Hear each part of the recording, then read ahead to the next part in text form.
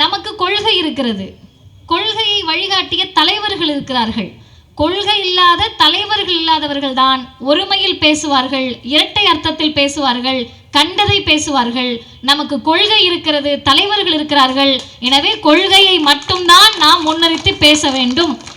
ஏன்னா இவங்க எல்லாம் லிஸ்ட்ல இல்ல, சண்டையே நம்ம போட முடியாது.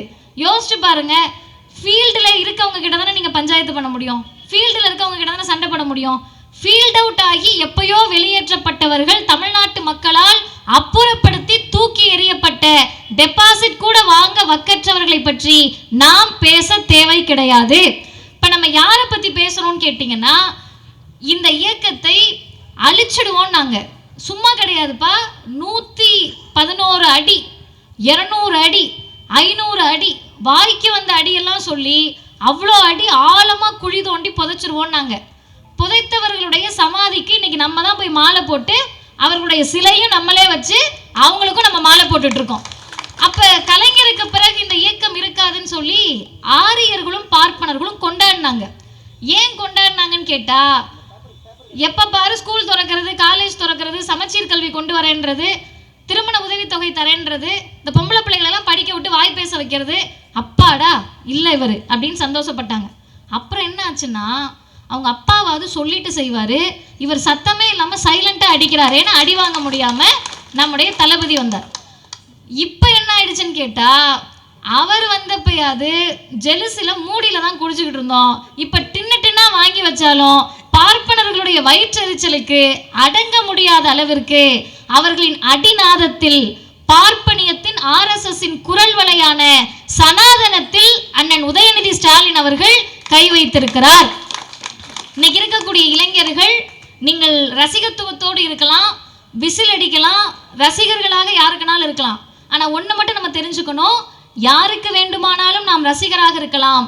ஆனால் நாம் ஒருவரை தலைவராக ஏற்றுக்கொள்ள வேண்டும் என்றால் அந்த தலைவருக்கு கொள்கை இருக்க வேண்டும். உறுதியாக இவங்க தான் எங்கள் எதிரின்னு சொல்லணும். சண்டை போடுறோன்னு நான் தெரிஞ்சிருச்சு, நான் யாருன்னே சொல்ல மாட்டேன், நான் சும்மாவே கம்பு சுற்றுவேன், அறிக்கை விட்டால் கூட பிஜேபின்னு பேர் போட மாட்டேன், அறிக்கை விட்டால் கூட ஹிந்தி திணிப்பை எதிர்ப்போன்னு சொல்ல மாட்டேன்னு சொன்னாங்கன்னா, அவர்களை நாம் ரசிக்கலாம், கைத்தட்டலாம், ஃபர்ஸ்ட் டே ஃபர்ஸ்ட் ஷோ போய் பார்க்கலாம். ஆனால் அவர்களை நாம் தலைவராக ஏற்றுக்கொள்ள முடியாது. நான் ஏன் நாமன்னு சொல்கிறோம்னா, தமிழ்நாட்டுக்கென்று ஒரு வரலாறு இருக்கிறது. நீங்கள் நினைக்கலாம், என்னப்பா சும்மா ஹிந்தி திணிப்பு எதிர்ப்புன்னு, எங்கே இருக்குது ஹிந்தி? நீங்களே சொல்லுங்கள், ஹிந்தி எங்கே இருக்குது? எதுக்கு நம்ம எதிர்த்துட்டு இருக்கோம்? மும்மொழி கொள்கை எதுக்கு எதிர்க்கிறோம்? யாரை மும்மொழி கொள்கை இப்போ படிக்க சொன்னாங்க? எதுக்கு இந்த அக்கா சும்மா பேசிக்கிட்டு இருக்கு அப்படின்னு நீங்கள் நினைப்பீங்க. தமிழ்நாட்டில் தாத்தா படிக்கலை, பாட்டி படிக்கலை, அப்பா படிக்கலை, அம்மா படிக்கலை, நான் படிக்கிறேன். நான் படிக்கிறது மட்டும் என்னோட டார்கெட் கிடையாது, என் அடுத்த தலைமுறையும் படிக்க வைப்பேன்னு இந்தியாவில் சொல்லக்கூடிய ஒரே மாநிலம் தமிழ்நாடு மட்டும்தான். இப்போ நம்ம மட்டும் சொல்கிறோம்னா ஏன் தெரியுமா சொல்கிறோம்? நம்ம கிட்ட ஹிந்தி வேண்டான்னு சொல்லக்கூடிய அறிவு இருந்துச்சு, ஹிந்தி தேவையில்லைன்னு சொல்லக்கூடிய அறிவு இருந்துச்சு. ஹிந்தி வரலன்றதுக்கும் ஹிந்தி தேவையில்லைன்றதுக்கும் வித்தியாசம் இருக்கு. நமக்கு ஹிந்தி வராமல் கிடையாது. எத்தனை பேர் இங்கே ஹிந்தி பாட்டு கேட்டுட்டு தூங்குறவங்கலாம் இங்கே எத்தனை பேர் இருப்பீங்க தெரியுமா?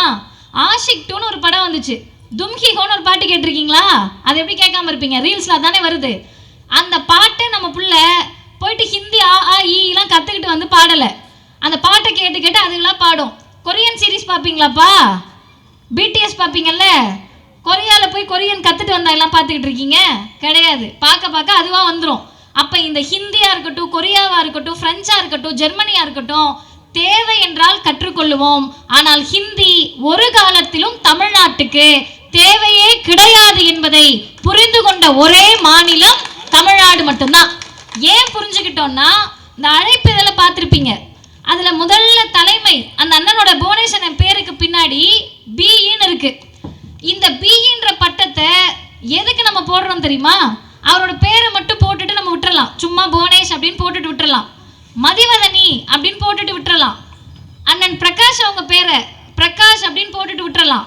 ஆனால் எல்லார் பேருக்கும் முன்னாடி வழக்கறிஞர்னு போட்டிருக்கோம், பேருக்கு பின்னாடி பின்னு போடுறோம்னா அதனுடைய அர்த்தத்தை வந்திருக்கக்கூடிய சகோதரர்கள், இளைய தலைமுறை தம்பிங்க புரிஞ்சுக்கட்டும். உங்க தாத்தாவுக்கும் உங்க அப்பாவுக்கும் பேருக்கு பின்னாடி ஜாதி அடையாளமாக இருந்தது, நம்முடைய பெயருக்கு பின்னாடி கல்வியும் நாம் பெற்ற பட்டமும் தான் அடையாளமாக இருக்கிறது. இது சாதாரணமா வரல. இன்னைக்கு படிக்கிறதுக்கு உங்களுக்கு போர் அடிக்கும், கடுப்பா இருக்கும், எரிச்சலா இருக்கும், புத்தகத்தை எடுத்தாலே தூக்கம் வரும். ஆனா ஒண்ணு மட்டும் நினைச்சுக்கங்க, இந்த வயதில் நீங்கெல்லாம் அப்படிதான் இருக்கீங்க, அதனால இருந்துட்டு போயிடுங்க அப்படின்னு விட்டா அது பிஜேபி. நீ படிக்க தேவையில்லப்பா, நீ நாசமா போனாலும் பரவாயில்லன்னு விட்டுட்டா அது ஆரியம். என் பிள்ளை இந்த வயசுல அப்படிதான் இருக்கும். 20 வயசுல என் பிள்ளைக்கு படிக்கதான் பிடிக்காது, 15 வயசுல புக்கை பார்த்தா வெறுப்பா தான் இருக்கும். ஆனா அதே பிள்ளை படிச்சு ஒரு டிகிரி வாங்கிட்டா 22 வயசுல 25 வயசுல குடும்பத்தை பார்க்கணுன்றப்ப அந்த பிள்ளை வேலைக்கு போய் தான் ஆகணும் என்று தந்தையின் ஸ்தானத்திலிருந்து இந்த மண்ணில் சிந்தித்த தலைவர்கள் தந்தை பெரியாரும் பேரறிஞர் அண்ணாவும் முத்தமிழறிஞர் டாக்டர் கலைஞர் அவர்களும். அந்த இடத்திலிருந்து தான் இன்றைக்கு நாம் ஏன் ஹிந்தி எதிர்க்கிறோம்னா, உங்க எல்லாருக்கும் காரணம் தெரியும். புதுசா நான் ஒரு காரணம் சொல்ல போறது கிடையாது. ஆனா உங்களுக்கு இதுவரை தெரியாத ஒரு காரணத்தை சொல்றேன். ஹிந்தி படிக்கிறதுக்கு நம்ம கிட்ட நிறைய காரணம் சொல்றாங்க. என்னென்ன காரணம் சொல்றாங்க சும்மா சொல்லுங்க. எதுக்கெல்லாம் ஹிந்தி படிக்கணும் பார்க்கல யாருமே? எவ்வளவு அரிய விஷயத்துக்கெல்லாம் ஹிந்தி படிக்கணும். பானிபூரி போய் வாங்கணும்னா நீங்க என்னன்னு கேட்கணும், பானிபூரின்னு தான் கேட்கணும். ஆனா பிஜேபியில் இருக்க ஒரு மேதாவி சொல்றாங்க ஏக் பிளேட் தேகோ அப்படின்னு கேட்கணுமா ஹிந்தில. சரியா? இன்னொரு அரிய சாதனை என்னன்னா, கும்மிடிப்பூண்டி தாண்டி நீங்க போனீங்கன்னா கெட்ட வார்த்தையில ஹிந்திக்காரவங்க நம்மளை திட்டுவாங்களாம். நம்ம சும்மா போறோம், அவங்க எதுக்கு திட்டுறாங்க? அப்படி திட்டுறப்ப அதை புரிஞ்சுக்கிட்டு திரும்ப திட்டுறதுக்கு ஹிந்தி கத்துக்கணுமா. இன்னொன்று என்னன்னு கேட்டிங்கன்னா, டெல்லி போறோம்னு வச்சுக்கோங்க, ஆட்டோவில் வழி கேட்கறதுக்கு ஹிந்தி கத்துக்கணுமா. இதை விட ஒரு ஸ்பெஷல் ஐட்டம் இருக்கு. அப்பா அம்மாவுடைய அஸ்தியை கரைப்பதற்கு காசிக்கு சென்றால் ஹிந்தி தெரியணும். இன்னொரு அம்மா சொல்லுது, நம்மளை யாராவது ரேப் பண்ண வந்துட்டாங்கன்னா வட இந்தியாவில் அதை தடுத்து நிறுத்துவதற்கு கெட்ட வார்த்தை பேசுறதுக்கு ஹிந்தி தெரியணுமா. அப்போ அவங்க என்ன ஒத்துக்கிறாங்கன்னா, நீ வட இந்தியாவுக்கு வந்தா, பிஜேபி ஆளக்கூடிய மாநிலத்துக்கு வந்தா பெண்களை பாலியல் வன்கொடுமை செய்வார்கள், உங்களுக்கு பாதுகாப்பு இருக்காது அப்படின்றத டிக்ளேர் பண்றாங்க. இப்போ அவங்க சொன்ன காரணம் எல்லாம் மிக உயர்ந்த உன்னதமான வாழ்க்கைக்கு தேவையான, நம்முடைய அடுத்த கட்ட வாழ்க்கைக்கு தேவையான காரணங்கள். தமிழையும் இங்கிலீஷையும் ஏன் படிக்கணும், நாங்கள் ஒரு 5 காரணம் சொல்கிறோம். இது ரெண்டையும் பொதுமக்கள் ஒப்பிட்டு பார்க்கணும். ஏன் ஒப்பிட்டு பார்க்கணும்னா, இன்னைக்கு இளைஞர்கள்கிட்ட போய் சொல்கிறாங்க, திமுக ஸ்டாலின் என்ன பண்ணிட்டாருன்னா, அரசு பள்ளி மாணவர்களை ஹிந்தி படிக்க விடாமல் கெடுத்து விட்டார், தடுத்து விட்டார், திராவிடம் ஹிந்தி படிக்க விடாம தமிழ்நாட்டை நாசமாக்கிடுச்சுன்றாங்க. அவங்க சொல்றது உண்மையா இல்லையான்னு நம்ம தரவுகள் அடிப்படையில் தானே சொல்ல முடியும். மதிவதனி பொய் சொல்லலாம்ல, திமுக மேடையில் இருக்கவங்க பொய் சொல்லலாம்ல, ஆனால் தரவுகள் பொய் சொல்லாதுல்ல. தமிழையும் ஆங்கிலத்தையும் பட்டு படித்து தமிழ்நாடு இன்னைக்கு என்ன நிலைமையில் இருக்குன்னு கேட்டால், எங்கள் பிள்ளைங்க பானிபூரி விற்கிறதுக்கு உத்தரப்பிரதேசத்துக்கு போகலை. உத்தரப்பிரதேசத்தில் இருக்க பிள்ளைங்க, பீகாரில் இருக்க பிள்ளைங்களும் தான் பானிபூரி விற்றாது பொழைச்சிக்கலான்னு தமிழ்நாட்டுக்கு வந்துக்கிட்டு இருக்காங்க. வரக்கூடிய இளைஞர்களை பரிதாபத்தோடு நாம் பார்க்க வேண்டும். இங்கே நம்ம பிள்ளைங்க உட்காந்துருக்காங்கல்ல, அந்த தம்பிங்களை பார்ப்பதற்கே அவ்வளோ ஆசையாக இருக்குது. அவங்க நம்புறாங்களா இல்லையான்னு தெரியல. ஏன்னா படிக்கிற பிள்ளைங்க. இந்த வயசில் இருக்க பசங்க ஈரோடுக்கும் திருப்பூருக்கும் பனியன் கம்பெனிக்கு வேலைக்கு வந்துட்டு இருக்காங்க. இந்த வயசில் இருக்க பசங்க கான்ட்ராக்ட் எடுத்து கட்டட வேலைக்கும் சென்ட்ரிங் வேலைக்கும் வந்துட்டு இருக்காங்க. அப்போ நம்ம பிள்ளைங்க ஒரு நாள் காலேஜ் லீவ் போட்டுட்டு பேப்பர் போட போகிறேன்னு சொன்னால் நமக்கு மனசு பதறுமா பதறாதா? இந்த பிள்ளைங்க எல்லாம் சேர்ந்து இங்கே பொண்ணுங்க உட்காந்துருக்காங்க, அம்மா உங்களால் படிக்க வைக்க முடியலம்மா, நான் எங்கேயாவது பியூட்டி பார்லரில் வேலைக்கு சேர்ந்துக்கிறேம்மா, நான் ஏதாவது பாத்திரம் கழுவ போகிறேம்மான்னு சொன்னால் நமக்கு மனசு பதறுமா பதறாதா? ஆனால் அந்த மாநிலத்தில் இருக்கக்கூடிய மாநில அரசுக்கோ பிஜேபிக்கோ இந்த இளைஞர்கள் எல்லாம் வீதி வீதியா தெரு தெருவா வேலை கேட்டு அலைகின்ற போது அவங்களுக்கு கஷ்டமாவே இல்லைப்பா. அவங்களுக்கு கஷ்டமா இருக்காது. ஏன் இருக்காதுன்னு கேட்டிங்கன்னா, நாம் தமிழையும் ஆங்கிலத்தையும் படித்து விஞ்ஞானியாக, டாக்டராக, இன்ஜினியராக மேலை நாட்டுக்கெல்லாம் போன்னு சொல்லிக்கிட்டு இருக்கோம்.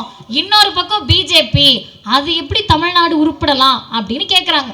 இதுக்கு என்ன பண்ணுறாங்கன்னா, மும்மொழி கொள்கையை ஆதரித்து கையெழுத்து வாங்கிட்டு இருக்காங்க. நிறைய பேர் பார்த்துருப்பீங்க, இங்கே அம்மாமார்கள்லாம் வந்திருக்கீங்க. தாராளமாக மும்மொழி கொள்கையை எதிர்த்து மன்னிக்கணும் ஆதரித்து கையெழுத்து வாங்க வந்தால் நீங்கள் அவங்கக்கிட்ட பேசாமல் மூஞ்சி திருப்பிட்டு போகக்கூடாது. அவங்கள கூப்பிட்டு நிற்க வச்சு கேட்கணும், சரிங்க நான் மும்மொழி கொள்கைக்கு ஆதரவாக கையெழுத்து போடுறேன், ஏன் மும்மொழி கொள்கை வேணும்னு ஒரே ஒரு காரணம் சொல்லுங்கன்னு கேட்கணும். அதை கேட்கறதுக்கு முன்னாடி இன்னொரு கேள்வியை நீங்கள் கேட்கணும், மும்மொழி கொள்கைக்கு ஆதரவாக கையெழுத்து வாங்கிட்டு வந்த முக்கிய பிரமுகர் யாரு பார்த்துருப்பீங்களே? யாருமா வந்தா? ஒரு அம்மா வந்தாங்கல்ல, தமிழிசை அக்கா வந்தாங்களா? தமிழிசை அக்கா வந்து ஆதரவாக கையெழுத்து கேட்டாங்க. 2.5 மணி நேரம். எனக்கு உண்மையாக அக்காவை பார்க்க கஷ்டமாக இருந்துச்சு, வேதனையாக இருந்துச்சு. விறுவிறுக்க நின்று 2.5 மணி நேரம் நான் நிற்கிறேன். போலீஸ் அராஜகம், திமுக அராஜகம் அப்படின்னு கையெழுத்து வாங்கினாங்க. நீங்கள் அப்போ முதல்ல என்ன கேள்வி கேட்கணும்னா, பொய் பேசுறது எங்கள் அக்கா தமிழிசை, ஹிந்தி வேணும்னு ரோட்டில் இறங்குறது எங்கள் அக்கா தமிழிசை, மும்மொழி கொள்கை வேணும்னு கையெழுத்து கேட்கறது எங்கள் அக்கா தமிழிசை, நம்மக்கிட்ட ஏச்சு பேச்சு வாங்குறதெல்லாம் அக்கா தமிழிசை, நம்ம ஆட்களும் சேர்ந்து பாடி ஷேமிங் பண்ணுறது அவங்கள தான். எல்லாத்தையும் அந்த அக்கா வாங்கிக்கிட்டு ஒன்றிய நிதியமைச்சர் யாருன்னு கேட்டா நிர்மலா சீதாராமன் அப்படின்னு சொன்னா அதுதான்க்க நூலளவு வித்தியாசம். அந்த நூலளவு வித்தியாசத்தை புரிஞ்சுக்கிறதுக்கு தான் ஹிந்தி வேண்டான்னு தமிழ்நாடு சொல்லுது. அக்கா தமிழிசைக்கு கிடைக்காத உரிமை நிர்மலா சீதாராமனுக்கு கிடைக்குதுன்னா அதற்கு பெயர் பார்ப்பனியம், அதற்கு பெயர் ஆரியம், அதுக்கு பெயர் சனாதனம். நீங்க தலைகீழா நின்று தண்ணி குடிச்சாலும் உங்களை தெலுங்கானா ஆளுநர் ஆக்குவாங்க, ஒன்றிய நிதியமைச்சர் ஆக்கவே மாட்டாங்க பிஜேபி. அதை எதிர்த்தும் கேட்கக்கூடிய இயக்கம் இந்த திராவிடர் இயக்கம் தான், இந்த திராவிட முன்னேற்ற கழகம் தான் சொன்னா இதுக்கு காரணம் என்னப்பா? இவ்வளோ யோசிக்கிறோம்ல, தமிழிசை அக்காக்கெல்லாம் யோசிக்கிறோம்ல, அதுக்கு அடிப்படை நம்ம ஹிந்தியை ஏத்துக்காம இருக்கிறது. இதுக்கும் அதுக்கு என்ன சம்பந்தம்னா ஒன்றும் கிடையாது. கோவில் இருக்கு, நிறைய பேர் கோவிலுக்கு வந்துட்டு போகிறாங்க. இங்கே இருக்க மற்றவங்கள பார்த்தா கூட இந்த கோவிலுக்கு வந்துட்டு போகிறவங்களுக்கு கடுப்பாக இருக்காது, என்னை பார்க்குறப்ப கடுப்பாக இருக்கும், எரிச்சலாக இருக்கும். இங்கே இருக்க பல பேர்த்துக்கே இந்த பிள்ளை சாமி கும்பிடாதேன்ற எரிச்சல் இருக்கலாம், கடுப்பு இருக்கலாம். உங்ககிட்ட நான் ரொம்ப தாழ்மையாக கேட்குறேன், மதிவதனி சாமி கும்பிடாதனால இங்கே இருக்க யாருக்காவது நெஞ்சு வலி வந்துடுமா? மதிவதனி சாமி கும்பிடாதனால தமிழ்நாட்டினுடைய கல்வி சதவீதம் குறைஞ்சிருமா? தமிழ்நாட்டில் மதிவதனிக்கு சாமி நம்பிக்கை இல்லை, தீகாக்காரவங்களுக்கு கடவுள் நம்பிக்கை இல்லைன்றதுனால நம்மளோட ஜிடிபி ரேஷியோ குறைஞ்சிருமா? இல்லை. அப்போ என்னுடைய கடவுள் நம்பிக்கை என்பது தனிப்பட்ட விஷயம். ஆனால் கல்வி உரிமை என்பது நாம் அனைவரும் சம்பந்தப்பட்டது, நம் அடுத்த தலைமுறை சம்பந்தப்பட்டது. அதனால தான் கோவிலுக்கு மட்டும் இருக்கக்கூடிய மொழி சமஸ்கிருதம், கல்லுக்கிட்ட மட்டும் பேசுகிற மொழி சமஸ்கிருதம். சமஸ்கிருதம் மனுஷங்க கிட்ட பேசுகிற பாஷை கிடையாதே, கல்லுக்கிட்ட பேசுகிற பாஷை தானே. மன்னிக்கணும், கடவுள்கிட்ட பேசுகிற பாஷை தானே. உங்கள் மொழியில் கடவுள், என் மொழியில் கல்லுன்னு வச்சுப்போம், ஏதோ ஒன்று. அவங்க கிட்ட பேசுகிற பாஷை தானே. நம்ம கிட்ட யாராவது வந்து டெய்லி சமஸ்கிருதத்தில் பேசிக்கிட்டு இருக்காங்களா? ரெண்டாவது, சமஸ்கிருதத்துக்கும் நமக்கு சம்மந்தம் இருக்கா? நமக்கு தண்ணி, இங்கே தண்ணினா கன்னியாகுமரியிலே நமக்கு தண்ணி தானே, இங்கே சோறுனா கன்னியாகுமரியிலே சோறு தானே. மொழியில் பாஷை மாறலாம், நம்மளோட டோன் டைலக்ட் மாறலாம், வட்டார வழக்கு மாறலாம். நம்ம தின்னுனுவோம், ஒரு ஊரில் சாப்பிடுன்னுவாங்க. நீங்கள் குந்துன்னீங்கன்னா ஒரு ஊரில் உட்காருன்னுவாங்க, அவ்வளோதான் மாறும். ஆனால் கன்னியாகுமரியிலேருந்து காஷ்மீர் வரை இவங்களுக்கு ஜலம்னா அவங்களுக்கு ஜலம் தான், இவங்களுக்கு ஆற்றுக்கு போனியான்னு கேட்டால் அவங்களுக்கும் ஆற்றுக்கு போனியா தான். அர்த்தம் என்ன? இங்கே நமக்கு வட்டார வழக்குகள் வேறு, நம்முடைய அமைப்பு முறைகள் வேறு, நம்முடைய சொல்லாடல்கள் வேறு. ஆனால் பார்ப்பனர்களுக்கு ஒரே மொழி என்று அவர்கள் சொல்லுவதற்கான காரணம் நான் வேற நீ வேறன்னு காட்டுறதுக்கு. நீங்கள் மெட்ரோ ட்ரெயினில் போகிறீங்கல்ல, இல்லை என்னைக்காவது உங்களுக்கு வேணும்னா உழவன் எக்ஸ்பிரஸில் இல்லை சோழன் எக்ஸ்பிரஸில் காலையில் டிக்கெட் எடுத்துகிட்டு ஏறுங்க, தஞ்சாவூர் வரைக்கும் போங்க. எதுக்குடா ட்ரெயினில் ஏறணுன்ற அளவுக்கு பார்ப்பனர்கள் உட்காந்து பேசிட்டு வருவாங்க. அவங்க பேசுகிறதுல மிக முக்கியமான 3 விஷயம் இருக்கும். ஒன்று என்ன தெரியுமா இருக்கும்? மோடி இந்த வந்தே பாரத் விட்டாரோ இல்லையோ உடனே போய் நம்ம இறங்கிட முடியுது, இந்த ஃப்ளைட்டில் போகிற இது கூட கிடையாதுங்க வந்தே பாரத் வந்ததுலேருந்து அப்படின்வாங்க. கொஞ்சம் நகர்ந்து போக போக சோழன் அப்படின்ற பேரை கேட்ட உடனே இந்த சோழன் எக்ஸ்பிரஸை திட்ட ஆரம்பிச்சிருவாங்க. அவங்களுக்கு என்ன கொஞ்சம் கூட பகுத்தறிவு இருக்காதுன்னு கேட்டிங்கன்னா, வந்தே பாரத் விடுறதும் ஒன்றிய அரசு தான், சோழன் எக்ஸ்பிரஸ் ரயில் ஓடனாலும் அது ஒன்றிய அரசோடது தான். பேர் வைக்கிறதுக்கு மட்டும்தான் நம்ம முயற்சி எடுத்தோன்ற குறைந்தபட்ச பகுத்தறிவு இல்லாமல் அவர்கள் பேசுவது கிடையாது. அவர்கள் எல்லா நேரத்திலையும் நீ வேற நான் வேறன்னு காட்டுறாங்க. அது என்ன நீ வேற நான் வேறன்னு கேட்டால், இந்த சமஸ்கிருதத்தில் பேசுறது, ஹிந்தியை கற்றுக்கன்னு சொல்கிறது, இது எல்லாமே மேட்டிமை தன்மையானது. இந்த மேட்டிமை தன்மையை கொண்டு வந்து நீங்கள் எங்கள் பிள்ளைகள்கிட்ட திணிச்சிங்கன்னா இதுங்க ஸ்கூல் பக்கம் போகாது. பெற்றோர்கள் இருக்கீங்க, தமிழ் படிக்கும் நம்ம பிள்ளை, இங்கிலீஷ் படிக்க வைக்கிறதுக்குள்ளே நீங்கள் தலைகீழாக நின்று தண்ணி குடிக்கணும். ஒரே ஒரு போயம் சொல்கிறா, 2 ரைம் சொல்லுடான்னு 3 வயசில் ஆரம்பிப்பீங்க. 30 வயசு ஆகிற வரைக்கும் அது வாயிலிருந்து 2 இங்கிலீஷ் வார்த்தையை கேட்ட மாட்டோமான்னு உட்காந்தே இருப்பீங்க. ஆனால் புள்ள நம்ம முன்னாடி பேசாது. அந்த பிள்ளைகளை கூட்டிட்டு வந்து இந்த தம்பிங்களெல்லாம் கூட்டிட்டு போய் ஸ்கூல்ல உட்கார வச்சு ஹிந்தி படிடா அப்படின்னா படிப்பாங்களா? இயல்பா பேசுவோமே, படிக்க மாட்டாங்க. உடனே என்ன சொல்லிடுவாங்கன்னா, ஐயோ தகுதி போயிடுச்சு தராதரம் போயிடுச்சு. அதுக்கு பேர் தகுதி போச்சு தராதரம் போச்சுன்றது அர்த்தம் கிடையாது. எங்களுக்கு எது தேவையோ அதை நாங்கள் ஏற்றுக்கொள்ளுவோம். எப்போதும் எங்களுக்கு ஹிந்தி தேவையில்லை, அதனால் அதை ஏற்றுக்கொள்வதற்கு நாங்கள் தயாராக இல்லை. இது மட்டுமல்ல தோழர்களே, புதிய கல்விக் கொள்கைன்னு ஒன்று திணிக்கிறாங்க. இங்கே அம்மாமார்கள் வந்திருக்கீங்க. அண்ணன் எழிலன் அண்ணா என்னை பற்றி பேசுகிறப்ப ஒரு வார்த்தை சொன்னார், தோழர் தோழர் தோழர்னு சொன்னார்.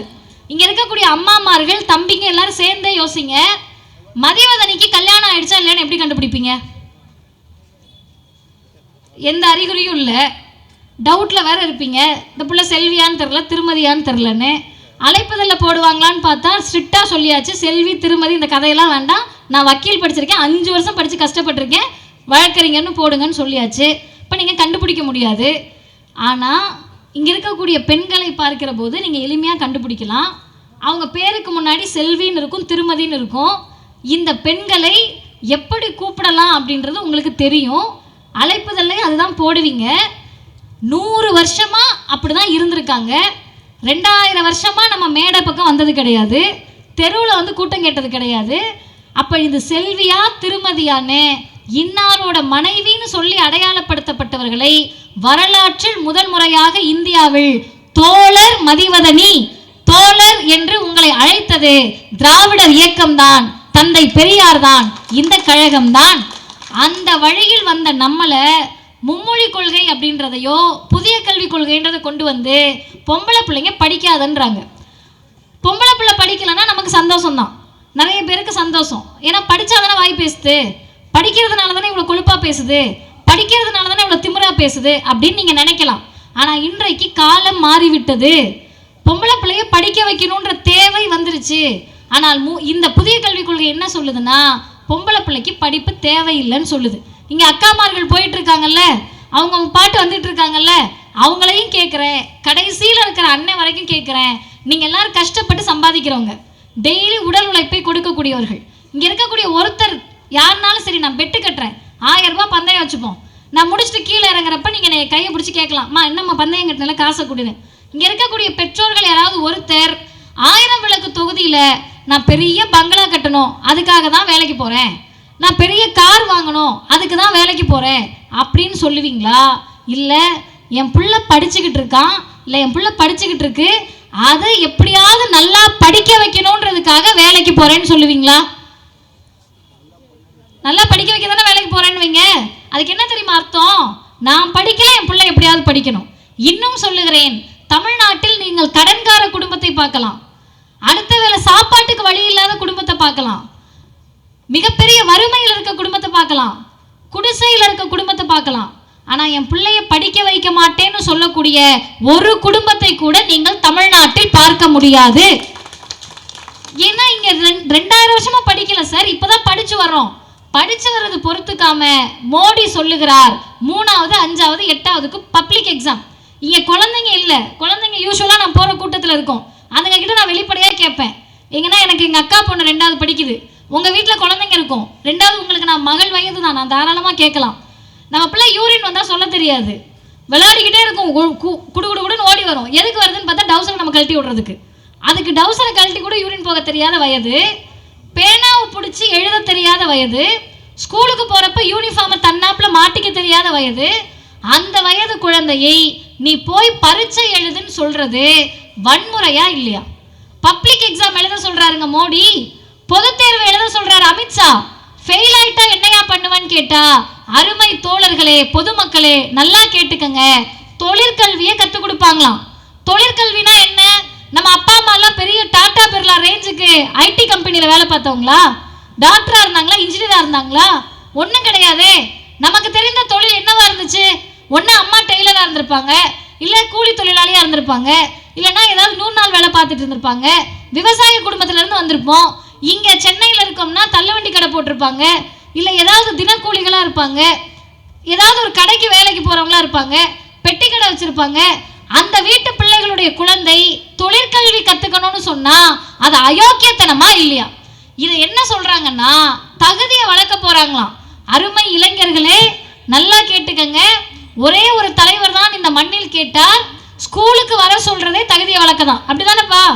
பள்ளிக்கூடத்துக்கு நம்ம போறதே நம்ம தகுதியை வளர்த்துக்க தான். ஆனா நீ பள்ளிக்கூடத்துக்குள்ள வர்றதுக்கே தகுதி வேணும்னு சொன்னா அதை விட பச்சை அயோக்கியத்தனம் ஒன்றும் கிடையாது என்று சொன்ன தலைவர் தந்தை பெரியார். அந்த அயோக்கியத்தனத்தை தான் இன்றைக்கு பிஜேபி செய்து கொண்டிருக்கிறது. இது ஏதோ சாதாரண விஷயம் கிடையாது. தமிழ்நாட்டில் இருக்கக்கூடிய மாற்று கட்சிகள், எதிர்கட்சிகள் இதை அரசியலா பார்க்கறாங்க. ஆனால் ஒரே ஒரு கட்சி மட்டும்தான் அரசியலை கடந்து இத்தனை வருஷம் போராடி எங்க பிள்ளைகளை கொண்டு வந்துட்டோம், இனிமேல் பெற்ற உரிமையை இழக்க முடியாது என்று, என் பதவி போனாலும் பரவாயில்லை, நான் என் பிள்ளைகளுடைய படிப்பை கெடுக்கக்கூடிய புதிய கல்விக் கொள்கையை ஏற்றுக்கொள்ள மாட்டேன் என்று சொல்லக்கூடிய முதுகெலும்பு மிக்க ஒரே முதலமைச்சர் தமிழ்நாட்டினுடைய முதலமைச்சராக மட்டும்தான் இருக்கிறார். இதை சொல்றதுக்கு கட்ஸ் வேணும். மற்ற மாநிலங்களுக்கு அந்த துணிச்சல் வரல. ஐயோ புதிய கல்விக் கொள்கையை ஏத்துக்க மாட்டேன்னா நிதி தர மாட்டாங்க. இன்னைக்கு 2152 கோடி ரூபாய் நிதி கொடுக்கல. இந்த நிதி யாரோட காசு தெரியுமா? தம்பி சொன்னார்ல, நம்ம ஜிஎஸ்டி வரின்னு சொல்லி. நீங்க எல்லாரும் வரி கட்டுறீங்க. இன்கம் டாக்ஸ் நாங்க கட்டுறதே கிடையாதுன்னு நீங்க நினைக்கலாம். நம்ம எல்லாரும் கட்டுறோம். பேசக்கூடிய மதிவதனியில இருந்து கடைசியில உட்கார்ந்து இருக்கிற அண்ணன் வரைக்கும் வரி கட்டுறோம். எல்லாரும் காலையில பல்லு விளக்குறோமா? என்ன இவ்வளோ தூரத்துக்கு இறங்கிட்டீங்க? பல்லு விளக்குறோம். பல்லு விளக்குறோம்னா எதை வச்சு விளக்குவீங்க? ப்ரஷ்ஷை வச்சு விளக்குவீங்க. ப்ரஷ்ஷுக்கு வரி போட்டவர் பிஜேபி. சரி, ப்ரஷ்ஷுக்கு தானே வரி, கையில் விளக்கிக்கலாம்னா பேஸ்ட் வைப்பீங்கல்ல, அந்த பேஸ்ட்டுக்கு வரி. நான் பல்லே விளக்கல, குளிக்கலைன்னா குளிக்கிறதுக்கு சோப்புக்கு வரி. நான் குளிக்கவே இல்லைப்பா, துணியை மாட்டிட்டு போகிறேன்னா நீங்கள் உடுத்துற துணிக்கு 12% வரி. எல்லாத்துக்கும் வரி. சரி, சோறாவது நிம்மதியாக திங்கலாம்னா அரிசிக்கு சோறுக்கு வரி. எனக்கு வேண்டாம், என் கடலை மிட்டாய் 5 ரூபாய்க்கு வாங்கி தின்னுக்கிறேன்னா நீங்கள் திங்கிற கடலை மிட்டாய்க்கு வரி, போடுற செருப்புக்கு வரி. எல்லா வரியும் நீங்கள் கட்டிட்டு தான் இருக்கீங்க. இங்கே இருக்க முனையில் இருக்க கடையில் போய் ஹோட்டலில் நீங்கள் சாப்பிட்டுட்டு போனீங்கன்னா நீங்கள் ஒன்றிய அரசுக்கு வரி கட்டுகிறீர்கள். அப்போ இங்கே இருக்கக்கூடிய எல்லா மக்களுடைய வரி பணத்தில் தான் இன்றைக்கு ஒன்றிய அரசு தின்று கொழுத்து கொண்டிருக்கிறது. அந்த காசை, நான் கொடுத்த காசை திரும்ப குடியான்னு கேட்டால், இந்த கந்து வட்டிக்காரங்க கிட்டலாம் போய் கடன் வாங்கியிருப்போம். எல்லாருமே கடன் வாங்காத குடும்பம்லாம் இருக்க மாட்டோம். வட்டிக்காரங்க கிட்ட போய் கடன் கேட்பீங்க. கடன் கேட்குறப்ப வட்டிக்காரர் என்ன சொல்லுவார்? நீ இதை ஏற்றுக்கிட்டனா தரேன், உன் வீடை எழுதி கொடு, உன் நிலத்தை எழுதி கொடு, இல்லைனா ஏதாவது ஒன்றை கொடுத்துட்டு போ, அடமானம் வச்சுட்டு போனுவாங்க. கந்து வட்டிக்காரங்களாவது ஒரு நியாயம் இருக்குது, அவன் பணத்தை கொடுக்குறான், அதனால அடமானத்துக்கு ஏதாவது ஒரு ஷூரிட்டி கேட்குறாங்க. ஆனால் கந்து வட்டிக்காரர்களை விட படு கேவலமான அரசியலை செய்து கொண்டிருப்பது பிஜேபியும் ஒன்றிய அரசும் ஒன்றிய கல்வித்துறை அமைச்சரும். அவங்க காசை நம்ம கேட்கல, அவருக்கு நம்ம பிச்சையும் கேட்கல, நம்ம கேட்பது சலுகையும் கிடையாது. நம்முடைய உரிமையை, நம்முடைய வரிப்பணத்தை கொடுக்க முடியுமா முடியாதான்னு கேட்குறோம். அதை கேட்டதுக்கு ஒன்றிய கல்வித்துறை அமைச்சர் என்ன சொன்னாருன்னு வந்திருக்கக்கூடிய இளைஞர்கள் தெரிஞ்சுக்கணும். இது வரைக்கும் நீங்கள் தெரிஞ்சுக்கலனாலும் பரவாயில்ல, இப்போ தெரிஞ்சுக்கணும். நீங்கள் காசை கொடுக்கணும்னு சொன்னால் புதிய கல்விக் கொள்கையையும் ஹிந்தியையும் ஏற்றுக்கணும். நாங்கள் அப்போ நம்ம ஏற்றுக்கிட்டு காசு வாங்கணும்லப்பா. சரிதானே, நமக்கு தேவை காசு தானே. ஸ்கூல் நடத்த காசு வேணும், டீச்சர்ஸுக்கு சம்பளம் கொடுக்க காசு வேணும், காலை உணவு திட்டத்துக்கு காசு வேணும், புத்தகம் கொடுக்கறதுக்கு காசு வேணும், யூனிஃபார்ம் கொடுக்கறதுக்கு காசு வேணும், இத்தனைக்கு நமக்கு காசு வேணும். அப்போ காசு வந்தால் போதும்ல. வேற ஒரு முதலமைச்சராக இருந்தால் என்ன பண்ணுவாங்க? இதுக்கு முன்னாடி இருந்த முதலமைச்சராக என்ன பண்ணுவாங்க? ஐயோ காசு வந்தால் போதும்னு நினைப்பாங்க. ஆனால் இவர் என்ன சொல்கிறாரு? நீ 5000 கோடி கொடுத்தாலும் சரி, 10,000 கோடி கொடுத்தாலும் சரி, எவ்வளோ காசு கொடுத்தாலும் சரி, எனக்கு என் பிள்ளைகளுடைய படிப்பு தான் முக்கியமே தவிர நீ கொடுக்கக்கூடிய காசு தேவை கிடையாது. ஹிந்தியை ஏற்றுக்கிட்டா காசு தருவோம்னா செத்தாலும் சாவமே தவிர செத்த மொழி சமஸ்கிருதத்தை ஏற்றுக்க முடியாது என்று முதலமைச்சர் சொல்லுகிறார். ஏன் அதை செத்த மொழின்னு சொல்றீங்களே? ஒரு மொழியின் மீது உங்களுக்கு வெறுப்பு இருக்கலாமான்னு கேட்குறாங்கல்ல. நமக்கு எந்த மொழி மீது வெறுப்பு இல்லை. என்னுடைய சகோதரர்கள் உட்காந்துருக்கீங்க, நெத்தியில குங்குமத்தோடு சந்தனத்தோடு, சில பேர்த்துக்கு நெத்தியே தெரியாத அளவுக்கு ஃபுல்லாக ஃபில் பண்ணிட்டு உட்காந்துருக்கோம். அவ்வளோ கடவுள் நம்பிக்கை நமக்கு. அந்த நம்பிக்கையில் ஏதாவது தப்பு இருக்கா சார்? நான் கான்ஸ்டியூஷன் படித்த வழக்கறிஞராக சொல்கிறேன், இந்திய அரசமைப்பு சட்டப்படி சாமியை கும்பிட்றது உங்கள் உரிமை. நீங்கள் ஹிந்துவாக இருக்கலாம், கிறிஸ்தவராக இருக்கலாம், இஸ்லாமியராக இருக்கலாம், நாளைக்கே பிடிக்கலன்னா மதமே வேணான்னு சொல்கிற உரிமை உங்களுக்கு இருக்குது. அந்த உரிமையோடு நான் சொல்லுகிறேன், என் அண்ணனும் என் அக்காவும் எங்கள் தங்கச்சியும் என் சித்தியும் என் பெரியப்பாவும் என் தாத்தாவும் பாட்டியும் கோவிலுக்குள்ளே போகிறாங்கன்னு சொன்னால் நமக்கும் சமஸ்கிருதத்துக்கும் வெறுப்பு கிடையாது. சமஸ்கிருதத்துக்கு தான் தமிழ் மீது வெறுப்பு. தமிழை கோவிலுக்குள் பாடினால் தீட்டு என்று சொன்னார்கள். ஓ, தமிழை கோவிலுக்குள்ள பாடினா தீட்டா? தீட்டு கழிச்சுட்டு வருவீங்களோ, இருங்க உங்களை செய்கிறேன்னு சொல்லி கோவிலுக்குள் தமிழை அழைத்து சென்ற தலைவர் முத்தமிழறிஞர் டாக்டர் கலைஞர். இப்ப நமக்கு மொழியின் மீது வெறுப்பு கிடையாது. நமக்கு என்ன தெரியுமா கடுப்பா இருக்கு? இங்க எல்லாரும் உட்கார்ந்துருக்கோம், பேசக்கூடிய மதிவதனி என்ன ஜாதியா இருப்பாங்கன்னு உட்காந்து யோசிச்சுக்கிட்டே இருப்பீங்களா? இந்த பிள்ளை என்னவா இருக்கும், நம்மளா இருக்குமோ அப்படின்னு யோசிச்சுக்கிட்டே இருப்போமா? நான் வந்து உட்காந்துக்கிட்டு அக்கா ரொம்ப நேரமா கை தட்டுறாங்களே நம்மாலோ அப்படின்னு யோசிச்சா நம்ம ஏதோ ஒரு இடத்துல தப்பா இருக்கோன்னு அர்த்தம். ஆனால் இங்க இருக்க யாரும் நம்ம அதை யோசிக்க மாட்டோம். ஆனால் நம்ம யோசிக்க செய்வது எது என்று கேட்டால் சமஸ்கிருதமும் ஹிந்தியும். சமஸ்கிருதம் தான் சனாதனத்தினுடைய மூலம். நீயும் நானும் வேறன்னு சொல்றது சனாதனம், நீயும் நானும் ஒண்ணு இல்லைன்னு சொல்றது சமஸ்கிருதம். ஆனால் பிறப்புக்கும் எல்லா உயிர்க்கும் என்று சொல்லுவது தமிழும் திராவிடமும் என்று சொன்னால் நமக்கு சமஸ்கிருதம் தேவையில்லையே. எங்க பிள்ளைங்க பஜனை பாட போதா பள்ளிக்கூடத்துக்கு போதான்னு பேரறிஞர் அண்ணா கேட்டார். ஹிந்தியை கத்துக்கணும் நாங்க. அண்ணா ஒரே வார்த்தை கேட்டாரு, ஸ்கூலுக்கு போய் காலேஜுக்கு போய் என் பிள்ளை பாடம் படிக்க போதா பஜனை கத்துக்க போதான்னு கேட்டார். பாடம் கத்துக்க தானே போறோம். பாடம் கத்துக்க போயாச்சு. 3வது 5வது 8வதுக்கு பொது தேர்வான். சரி தொலையுதுன்னு எழுதுனா அதோட உங்களை விட மாட்டாங்க. நல்லா கேட்டுக்கங்க. 5வதுல பப்ளிக் எக்ஸாம், 8வதுல பப்ளிக் எக்ஸாம், 9வதுல 2 செமஸ்டர், 10வதுல 2 செமஸ்டர், 11வதுல 2 செமஸ்டர், 12வதுல 2 செமஸ்டர். சொல்றதுக்கே எனக்கு மூச்சு வாங்குது. திரும்ப காலேஜ் போய் நிம்மதியாக படிக்கலாம். 12th வரைக்கும் படாத பாடு பட்டுட்டோன்னு நினச்சா இன்ஸ்டாவில் ரீல்ஸ் பார்க்கக்கூடிய தம்பிமார்கள் தான் முதல் வரிசையில் போராட்டத்துக்கு வரணும். நீங்கள்லாம் காலேஜுக்கு போனோம்னா மோடி என்ன தெரியுமா சொல்கிறாரு, டெல்லியிலேருந்து உங்களுக்கு கொஷின் பேப்பர் அனுப்புவாங்களாம் நந்தனம் ஆர்ட்ஸ் அண்ட் சயின்ஸில் நீங்கள் சேர்றதுக்கு. இங்கே 1000 லைட்ஸில் ஏதாவது கல்லூரி இருக்குன்னு வச்சுக்கோங்க, இந்த காலேஜில் நீங்கள் சேரணும்னா டெல்லியிலிருந்து வினாத்தாள் வரும். அந்த வினாத்தாள் எதில் வரும்னு கேட்டால் ஹிந்தியில் வரும். நமக்கு கொஷின் பேப்பர் எடுத்து பார்த்தா ஜிலேபியை தூவி விட்ட மாதிரி இருக்கும். தூவி விட்ட ஜிலேபியை நீங்கள் என்னைக்கு ஒன்று சேர்க்கறது, என்னைக்கு ஒன்று சேர்த்து அது நமக்கு விளங்குறது, என்னைக்கு பரீட்சை எழுதுறது? இதை சொன்னால் நாளைக்கே மீடியாவில் பார்த்துட்டு நம்மக்கிட்ட என்ன கேட்பாங்கன்னா, அவ்வளோ தகுதி இல்லாதவங்களா நீங்கள், ஹிந்தி கற்றுக்கிறதுக்கு வக்கு இல்லாதவங்களா நீங்கன்னு. அவர்களுக்கு நாம் சொல்ல வேண்டும், ஹிந்தி கற்றுக்கொள்ளாத, புதிய கல்விக் கொள்கையை ஏற்றுக்கொள்ளாத உங்கள் அப்பா இருந்தாலும் சரி, உங்கள் பாட்டன் இருந்தாலும் சரி, யார் வந்தாலும் ஹிந்தியை ஏற்றுக்க முடியாதுன்னு சொன்ன தமிழ்நாடு கல்வியில் இன்றைக்கு 50% பெற்று முதல் மாநிலமாக இந்தியாவில் இருக்கிறது. உங்கள் பீகார் எங்கே இருக்கு, உங்கள் குஜராத் எங்கே இருக்கு, உங்கள் உத்தரப்பிரதேசம் எங்கே இருக்குன்னு கேட்டிங்கன்னா, அருமை தோழர்களே, நான் சொல்லுவதில் சந்தேகம் இருந்தால், பொய்யா இருக்குமோன்னு சந்தேகம் இருந்தா கூகுளில் போய் சும்மா தட்டி பாருங்க. புதிய கல்விக் கொள்கையை ஏற்றுக்கொண்ட பீகாரும் உத்தரப்பிரதேசமும் ராஜஸ்தானும் மத்திய பிரதேசமும் கல்வி வளர்ச்சியில நம்மளை விட ரொம்ப பின்னாடி இருக்காங்க. 25% 30% வர்றதுக்கே தத்தி தாவி வந்துகிட்டு இருக்காங்க. ஏன் வந்துகிட்டு இருக்காங்கன்னு சிம்பிளா உங்களுக்கு புரியுற மாதிரி சொல்றேன். இன்னும் 3 செய்திகளோடு நான் நிறைவு செய்கிறேன். ஒன்றும் இல்லை, ஸ்கூல்ல கொண்டு போய் பிள்ளைய விடுறீங்க. அந்த பிள்ளை கையில ஸ்லேட்டை கொடுத்து ஆ எழுத சொல்றீங்க. எடுத்த உடனே ஆ போட்டுருமா பிள்ளை? போடாது. ஏன் போட சொல்றீங்க? இழுக்கும் கோடை இங்கேருந்து அங்கே நெட்டுக்கு இழுக்கும் ஸ்லேட்டில். ஒன்றா சொல்லி கொடுத்து 2வது வர்றப்போ தான் ஆனாவனாவும் ஏபிசிடியும் 1 2 எழுதி பழகும். அப்படி பழகிட்டு இருக்க குழந்தைகிட்ட ஆனாவனாவும் ஏபிசிடிக்குமே திண்டாடுற பிள்ளைங்க கிட்ட ஹிந்தி மொழியை கொண்டு போய் கொடுத்தீங்கன்னா அந்த பிள்ளை படிக்க மாட்டேன்பான்லாம் சொல்லாது. அம்மா நான் படிக்க மாட்டேன்லாம் சொல்லாது. ஸ்கூலுக்கு போகாத அடுத்த நாள்ல இருந்து ஸ்கூலை பார்த்தா பயந்துட்டு ஓடும். இது குழந்தைகளுடைய இயல்பு. அந்த இயல்பை புரிந்து கொள்ளாமல் ஹிந்தியை திணித்ததனுடைய விளைவாக அருமை தோழர்களே, அறிவு சார்ந்த இளைஞர்களே, பீகாரில் புதிய கல்விக் கொள்கையை ஏற்றுக்கொண்டதால் இடைநிற்றல் அதிகமாயிருக்கு. இடைநிற்றல்னா நான் சொல்லி உங்களுக்கு தேவையில்லை, டிராப் அவுட்ஸ் அதிகமாயிருக்கு. 5வதுக்கு மேல புள்ள படிக்கிறதுக்கு ஸ்கூலுக்கு வர மாட்டுது, 8வதுக்கு மேல வர மாட்டுது. ஏன் சார் வரமாட்டாங்கன்னு கேட்டா ஹிந்தி படிக்க முடியல. சரி அவங்கெல்லாம் எங்க போனாங்கன்னு கேட்டீங்கன்னா, நேற்றைக்கு கலைஞர் செய்திகளில் வாய்ப்பு இருக்கக்கூடியவர்கள் போயிட்டு பாருங்க. சந்தோஷ்குமார் திகாரின்னு சொல்லக்கூடிய ஒரு இளைஞர் பேசுறாரு. இங்க இருக்கக்கூடிய இளைஞர்கள் எப்படிப்பட்ட ஆட்சியின் கீழ் நம்ம இருக்கோம்னு பெருமைப்பட்டுக்கணும். காலரை தூக்கி விட்டுட்டு நீங்க சொல்லலாம், தமிழ்நாட்டில் திராவிட மாடல் ஆட்சிக்கு கீழ் தான்ப்பா நாங்க இருக்கோம்னு. ஏன்னு காரணம் சொல்லிடுறேன். ஏன்னா நான் பாட அடிச்சு விட்டு போக முடியாதுல்ல.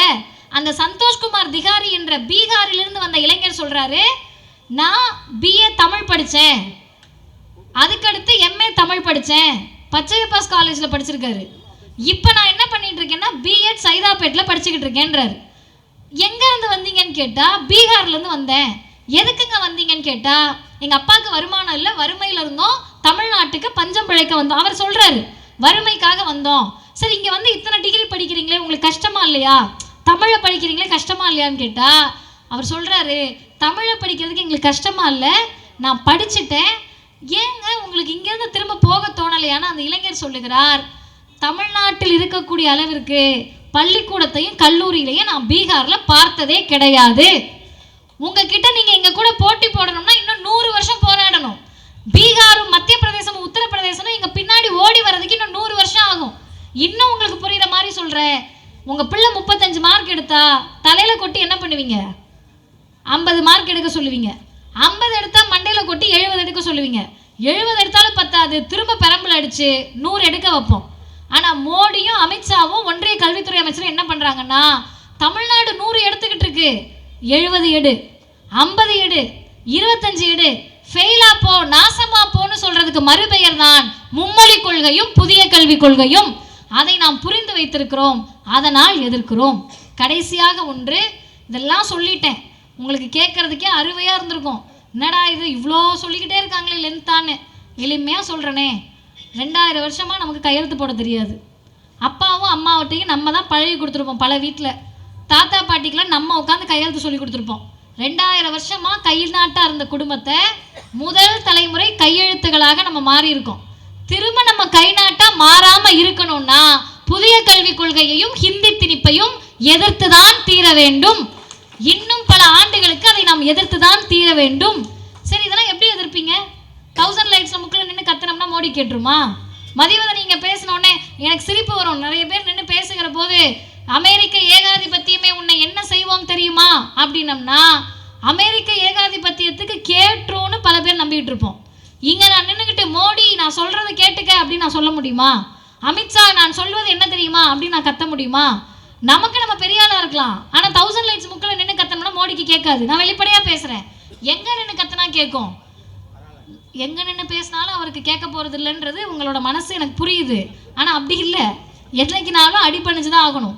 எங்க நின்று நீங்க பேசினா கேட்கும்னு கேட்டா நாடாளுமன்றத்துக்குள்ள நின்று பேசுனீங்கன்னா தான் கேட்கும். நாடாளுமன்றத்துக்குள்ள நின்று தான் புதிய கல்விக் கொள்கையை நீங்க எதிர்க்க முடியும். நாடாளுமன்றத்துக்குள்ள நின்று தான் நீங்கள் நீட் நுழைவுத் தேர்வை எதிர்க்க முடியும். நாடாளுமன்றத்துக்குள்ள நின்று தான் இளைஞர்களும் மாணவர்களும் பறிபோகக்கூடிய உங்கள் பிரச்சனையை பற்றி பேச முடியும். அந்த நாடாளுமன்றத்துக்குள்ள நானும் நீங்களும் போக முடியுமா? மதிவதனி நல்லா பேசுது, நாடாளுமன்றத்தில் 1 மணி நேரம் பேச விடுவோன்னு சொல்லுவாங்களா? இந்த தம்பிங்கெல்லாம் சூப்பராக பேசிக்கிட்டு இருக்காங்கப்பா, இவங்களை கூட்டிகிட்டு போய் நாடாளுமன்றத்தில் விடுவோன்னு சொல்லுவாங்களா? சொல்ல முடியாது. யார் போக முடியும்? நாடாளுமன்ற உறுப்பினர்கள் தான் போக முடியும். எத்தனை நாடாளுமன்ற உறுப்பினர்கள்? 39 பேர் நம்ம ஆளுங்க போயிருக்காங்க. 39 பேர் போய் டீ சாப்பிட போறீங்க, கேன்டீன் போக போறீங்கன்னாங்க. ஆனால் இந்த 39 பேர் போய் என்ன தெரியுமா பண்ணாங்க? தமிழ்நாட்டுக்கு மட்டுமல்ல இந்தியாவுக்கு வர இருந்த மிகப்பெரிய பேராபத்துகளை தடுத்து நிறுத்திய மாநிலம் தமிழ்நாடும் தமிழ்நாட்டினுடைய நாடாளுமன்ற உறுப்பினர்களும். அண்ணன் ராசா அவர்கள் எழுந்து நின்று பேசினாருன்னா கண்ணில் தண்ணி வராத குறைதான். அக்கா கனிமொழி அவர்கள் எழுந்து நின்னாங்கன்னா ஹிந்தி தெரியாது போடான்னு மட்டும்தான் இன்னும் அவங்க சொல்லலை நாடாளுமன்றத்தில், மற்ற எல்லா செய்தியும் சொல்லிட்டாங்க. அண்ணன் தயாநிதி மாறன் அங்கே போகிற போது அவர் வெளிப்படையா சொல்லிட்டாரு, நிர்மலா சீதாராமனுக்கு இங்க வழி புரியாது. அதனுடைய அர்த்தம் என்ன? மாமிகளுக்கு எப்போதும் தமிழ்நாட்டில் இருக்கக்கூடிய எங்கள் மகளிருடைய பிரச்சனை புரியாது. இத்தனையும் நம்ம சொல்லிட்டோம். இப்ப என்ன பண்றாங்கன்னா ஓவரா வாய் பேசுற அடக்கணும். எப்படி அடக்கிறது? தொகுதி மறுசீரமைப்பு, டீலிமிட்டேஷன். இந்த டீலிமிட்டேஷனை பத்தி எனக்கு கூட்டத்தில் பேசுறப்ப எப்பயுமே தயக்கம் இருக்கும், ஐயோ புரியுமோ புரியாதோன்னு. ஆனா இங்க எனக்கு அந்த தயக்கம் கிடையாது. ஏன்னு கேட்டா திமுக மேடைகளில் அந்த தயக்கம் எனக்கு தேவை கிடையாது. கொத்தல்வாச்சாவடி மார்க்கெட்டில் நின்று உலக அரசியலை பேசியவர் பேரறிஞர் பெருந்தகை அண்ணா அவர்கள். உடன்பிறப்புகளுக்குன்னு கடிதத்துல யாராவது ஒரு மாநில அரசினுடைய முதல்வர் இஸ்ரோவை பத்தி தம்பிமார்களுக்கு கடிதம் எழுதுவாங்களா? உடன்பிறப்புகளுக்கு கடிதம் எழுதுவாங்களா? அப்படி எழுதியவர் முத்தமிழறிஞர் டாக்டர் கலைஞர் அவர்கள். அதனால உங்களுக்கு எல்லாமே புரியும். இந்த தொகுதி மறுசீரமைப்பு வந்தா என்ன ஆகும்? 8ல இருந்து 12 சீட்டு போகும். படித்த இளைஞர்கள் எங்கிட்ட கேட்குறாங்க, ஓ திமுகக்கு எம்பி சீட்டு போயிடும்னு கத்திக்கிட்டு இருக்கீங்களோ அப்படின்னாங்க. இப்போ நான் சொன்னேன், திமுகக்கு எம்பி சீட்டு போகும்னு கத்தலை, திமுக எம்பி சீட்டே இல்லை, தேர்தலே நிற்க வேணாலும் இதை தான் பேச போகிறாங்க. ஏன்னா திமுக என்ற இந்த பேர் இயக்கம் அரசியலுக்கு வாருங்கள் என்று பேரறிஞர் அண்ணா இளைஞர்களை அழைத்து கட்சி ஆரம்பிக்கல, சிறைக்கு போகலாம் வாருங்கள் என்று சொல்லிதான் திமுகவை அண்ணா அவர்கள் கட்டமைத்தார்கள். அதனால எம்பி சீட்டு போற கவலை கிடையாது. என்ன கவலை தெரியுமா? மாநில உரிமை பறிபோகிறது. நீங்கெல்லாம் தெருவில் நின்று கத்த வேண்டியதான், உனக்கான பிரதிநிதித்துவமே கிடையாதுன்னு சொல்றாங்க. ஏன் சார் கிடையாதுன்னு கேட்டா, நிறைய பேர் வந்திருக்கீங்க, இன்னைக்கு ஒருத்தர் கூட யாராவது ஒருத்தராவது சொல்லுவீங்கன்னு பார்த்தேன். உலக மகளிர் தின வாழ்த்துக்களை நீங்க சொல்லியிருக்கணும். மதியவதனைக்கு இல்லைனாலும் உட்கார்ந்துருக்க அக்காக்காவது சொல்லியிருக்கணும். நமக்கு ஏன் மறந்துருச்சுன்னு கேட்டா, மகளிர் தினத்தை விட பெரிய பிரச்சனை நமக்கு இருக்கு, அதனாலதான் நமக்கு மறந்துருச்சு. மற்றபடி நம்முடைய ஆண்கள் எல்லாம் மிகப்பெரிய அளவில் மகளிர் தினத்தை மதிப்பார்கள், நம்மளெல்லாம் மதிப்பாங்க. ஏன்னா இன்னைக்கு காலையில நீங்க யாரும் சமைக்கல, அவங்க தானே சமைச்சாங்க. என்னத்த அதே தான்க்கா. அப்ப என்னன்னு கேட்டீங்கன்னா, எதுக்குக்கா சம்மந்தமே இல்லாம மகளிர் தினத்துக்கு வந்தீங்கன்னா, இங்க இருக்கக்கூடிய பெண்களுக்கும் சரி ஆண்களுக்கும் சரி புரியணும். ஏன்னா இன்னைக்கு வந்து பிள்ளைங்க அக்ரிமெண்ட் போட்டுட்டு தான் லவ் பண்ணுது. சமைப்பியா, துணி துவைப்பியா, சாப்பிட்ட தட்டை கொண்டு போய் சிங்கில் போடுவியா அப்படின்னு கேட்டுட்டு தான் லவ் பண்ணுதுங்க. அதனால உங்களுக்கும் புரியும். 2 வீடு இருக்குப்பா, நான் உங்களுக்கு தான் ரொம்ப நேரமாக பேசிக்கிட்டு இருக்கேன். 2 வீடு இருக்கு. ஒரு வீட்டில், ஏன்னா மற்றவங்களுக்கு எல்லா செய்தும் தெரியும், ஏன் இங்கே இருக்கவங்களுக்குலாம் தெரியாதா? குப்பை போட்டிருக்கீங்கன்னு வச்சுக்கோங்க, இந்த வீட்லேயும் அந்த வீட்லேயும் குப்பை இருக்குது. அரசு வருது, கவர்மெண்ட்ல இருந்து கவுன்சிலரோ இல்லை யாரோ ஒருத்தவங்க வராங்க, இந்த வீட்டில் இருக்க குப்பையெல்லாம் சுத்தமாக பெருக்குனீங்கன்னா நல்லதுன்ட்டு போகிறாங்க. ஒரு அம்மா என்ன பண்ணுதுன்னா, இவங்க என்னத்த சொல்கிறது, நான் என்ன பெருக்கிறதுன்னு பெருக்கலை. இன்னொரு அம்மா ஐயோ சொல்லிட்டாங்களேன்னு வாரி தொலைச்சி பக்கத்து வீட்டோட குப்பையும் சேர்த்து பெருக்கி எல்லாத்தையும் பெருக்கி சுத்தமாக வச்சிடுறாங்க. திரும்ப ஒரு வருஷம் கழித்து அதே அதிகாரி வராரு, வந்து பார்த்துட்டு சூப்பர் நீட்டாக இருக்குது, உங்களுக்கு 100 மார்க் அப்படின்றாரு. பக்கத்தில் குப்பை இருக்க வீட்டுக்கு போய் ஐயோ இன்னும் குப்பையை க்ளீன் பண்ணாமல் இருக்கீங்களே அப்படின்னு கவலைப்பட்டுட்டு, குப்பையை க்ளீன் பண்ணாத உங்களுக்கு தான் அதிக காசு கொடுக்கணும், குப்பையை க்ளீன் பண்ண உனக்கு ஒன்றும் கிடையாது போ அப்படின்னு சொன்னால் அறிவு இருக்கக்கூடியவர்கள் எதிர்ப்பார்கள், பகுத்தறிவு இருக்கக்கூடியவங்க கேவலமாக திட்டுவாங்க, பகுத்தறிவு இருக்கிறவங்க உனக்கு மூளை இருக்கா இல்லையான்னு கேட்பாங்க. தமிழ்நாடு மூளையோடு கேட்கிறது, நீ தான் மக்கள் தொகையை குறைக்க சொன்ன, அதனால நாங்கள் மக்கள் தொகையை குறைச்சோம், நாம் இருவர் நமக்கு இருவர் நீ தான் சொன்ன, நாங்கள் இன்னும் அட்வான்ஸ்டாக போய் நாம் இருவர் நமக்கு ஒருவர்னு மாறிட்டோம், மதிவதனையுடைய தலைமுறை நாமே 2 பேர் நமக்கு எதுக்கு இன்னொரு தொல்லை வேண்டான்ற அளவுக்கு மாறிட்டோம். இவ்வளவு மாறி ஒன்றிய அரசு சொன்னதை கேட்டதுக்காக ஒன்றிய அரசு இப்போ என்ன சொல்லுதுன்னா, சொன்ன பேச்சை எதுக்கு கேட்ட, தொகுதி மறுசீரமைப்பை கொண்டு வர போகிறோம், உனக்கு 10லேருந்து 12 சீட்டு குறையும் கேட்டால், பகுத்தறிவு இருக்கக்கூடிய மாநிலம், மாநில உரிமையை பாதுகாக்கக்கூடிய மாநிலம், மீண்டும் அழுத்தம் திருத்தமாக சொல்லுகிறேன், முதுகெலும்பு இருக்கக்கூடிய முதலமைச்சர் முத்துவேல் கருணாநிதி ஸ்டாலின் சொல்லுகிறார், தொகுதி மறுசீரமைப்பை ஏற்றுக்கொள்ள முடியாது மக்கள் தொகை அடிப்படையில். சரி நீங்க சொல்லிட்டா கேட்டுருவாங்களா, நீங்க இங்க உட்கார்ந்து சொல்லிட்டீங்கன்னா கேட்டுருவாங்களா அப்படின்னு பொதுமக்களுக்கு சந்தேகம் வரலாம். உட்கார்ந்து வீட்டு வாசல்ல கேட்கக்கூடிய அம்மாக்களுக்கு சந்தேகம் வரலாம். எப்படி கேட்பாங்கன்னு கேட்டா, இன்றைக்கு முதல்வருடைய குரல் தமிழ்நாட்டை கடந்து தெலுங்கானா, ஆந்திரா, கேரளா, கர்நாடகா, பஞ்சாப், ஒரிஷா, மேற்கு வங்கம் என்று 7 மாநில முதலமைச்சர்களுக்கும் முன்னாள் முதலமைச்சர்களுக்கும் தமிழ்நாட்டின் முதலமைச்சர் கடிதம் எழுதியிருக்கிறார். அனைவரும் சேர்ந்து தொகுதி மறுசீரமைப்பை மக்கள் தொகை அடிப்படையில் இருப்பதை நம்ம எதிர்க்கணும்னு சொல்லியிருக்கார். தமிழ்நாட்டால முடியுமா? இப்படி வீதிக்கு வீதி நின்று இளைஞரணி கூட்டம் போட்டிங்கன்னா முடியுமா அப்படின்னு உங்களுக்கு சோர்வு ஏற்படலாம்.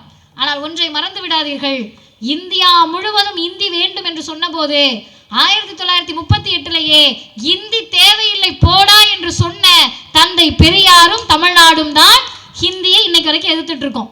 இந்தியா முழுவதும் இடஒதுக்கீடு வேண்டாம் என்று சொன்னபோது 69% இடஒதுக்கீட்டை சத்தமே இல்லாமல் சட்டமாக்கிய ஒரே மாநிலம் தமிழ்நாடும், அதற்கு போராடிய இயக்கங்கள் திராவிடர் கழகமும் திராவிட முன்னேற்ற கழகமும். அப்ப இடஒதுக்கீடு வெற்றி பெற்ற நாம், மொழி உரிமையில் வெற்றி பெற்ற நாம், தொகுதி மறுசீரமைப்பு என்ற மக்கள் தொகை அடிப்படையிலான இந்த கொடுமையிலும் வெற்றி பெறுவோம். வெற்றி பெறுவதற்கு நம்மோடு யார் இருக்கிறார்கள் என்று கேட்டால், பெரியார் இருக்கிறார், அண்ணா இருக்கிறார், கலைஞர் இருக்கிறார், முதல்வர் இருக்கிறார். இவங்க எல்லாரையும் தாண்டி, இவர்கள் எல்லாரையும் தாண்டி நான் வெளிப்படையா சொல்றேன், ஏன்னா இவங்க எல்லாரும் கொஞ்சம் சாஃப்ட் கார்னர் பார்த்தவங்க. ஐயோ பார்க்க கொஞ்சம் பாவமா இருக்காங்க. ஏன்னு கலைஞர் மேடைக்கு வந்தவங்க கிட்ட சும்மா நூலை பார்த்துட்டு விட்டவர், வந்தவங்க கிட்டெல்லாம் ஐயோ பரவாயில்ல நீ இருந்துட்டு போ நீ இருந்துட்டு போன்னு ஆட்சி அதிகாரத்துலலாம் நீ இருந்துட்டு போ அப்படின்னு விட்டவங்க. ஆனால் அதுக்கு அடுத்து வந்திருக்காரு, இது வந்து என்னென்னா அப்டேட்டட் வெர்ஷன், இந்த ஹைப்ரிட் வெரைட்டி எல்லாமே கொஞ்சம் வீரியமாக இருக்கும்னு வாங்க. இவர் எப்படி ஹைப்ரிட் வெரைட்டின்னு கேட்டால், முதல்வரிடத்திலிருந்து மட்டும் அவருக்கு ஜீன் வரல, ஐயாவிடத்திலிருந்து, அண்ணாவிடத்திலிருந்து, கலைஞரிடத்திலிருந்து, முதல்வரிடத்திலிருந்து எல்லா ஜீனும் வந்து அனைத்தும் சேர்ந்த கலவையாக சொல்லுகிறார், உங்க அப்பா வீட்டு காசை நான் கேட்கல என்று சொல்லக்கூடிய துணிச்சல் தமிழ்நாட்டின் துணை முதல்வருக்கு வந்திருக்கிறது. நாங்கள் பார்த்து நெகிழ்ந்து போனோம். ஏன் நெகிழ்ந்து போனோம்னா, அவர் அப்படி கேட்டதுக்கு கிடையாது. அடுத்த நாள் செய்தியாளர்கள் கேட்டாங்க, நீங்க மரியாதை இல்லாம பேசுறீங்கன்னு நிர்மலா சீதாராமன் கவலைப்படுறாங்கன்னு. ஆமா, தப்புதான். மாண்புமிகு ஒன்றிய நிதியமைச்சருடைய அப்பன் வீட்டு காசை நான் கேட்கவில்லை அப்படின்னு சொன்னார். அதனுடைய அர்த்தம் என்பது, உங்கள் குரலாக நீங்க ஜாலியா உட்காந்துட்டு இன்ஸ்டா ரீல் பார்த்துட்டு ஜாலியா இருக்கணும்னா திமுக போராடி ஆகணும். நீங்க ஜாலியா காலேஜுக்கு போயிட்டு வரணும்னா திமுக போராடி ஆகணும். எந்த நடிகரோ எந்த தலைவரோ புதுசா கட்சி ஆரம்பிச்சவங்களோ தெருவில் இறங்கி உங்களுக்கு போராடுறதுக்கு வரமாட்டாங்க. அறிக்கைகள் விட்டுட்டு வீட்டில் உட்கார்ந்துருப்பாங்க. உங்களுக்காக போராடுவோம், வென்றே தீருவோம் என்று சொல்லுவதற்கு திமுகவின் இளைஞரணி தயாராக இருக்கிறது. தமிழ்நாடு போராடும், தமிழ்நாடு வெல்லும். வாய்ப்புக்கு நன்றி, வணக்கம்.